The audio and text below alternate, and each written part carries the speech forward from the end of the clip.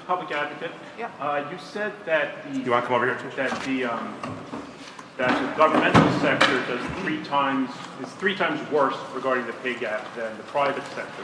Why do you suppose the private sector does a better job of assessing people fairly? What I said was women employed by our city's government face a wage gap 2.5 times as large as women working in the not-for-profit sector and 3 times as large as women working in the private for-profit sector. That's what I said.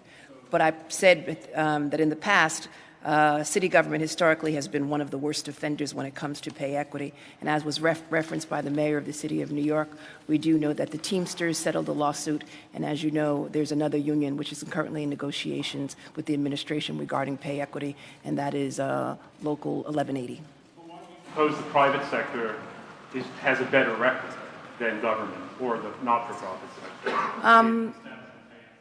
So there's been a lot of speculation with regards to why private sector. I mean, there's this notion that women in the private sector obviously have more educational background and are in executive positions and therefore in a better position to negotiate.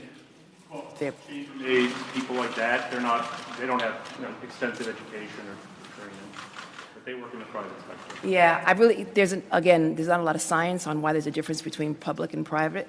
I do know that in the public government, there's unions to protect them. Those outside of the union contracts, obviously, there's been an issue of pay equity. In the private sector, again, on the executive level, there's more parity, but on the lower levels, there's still an issue of unbalance that needs to be addressed, which is why the bill that I am proposing would apply not only to public, but also to the private sector as well. It sounds like the unions are doing a bad job.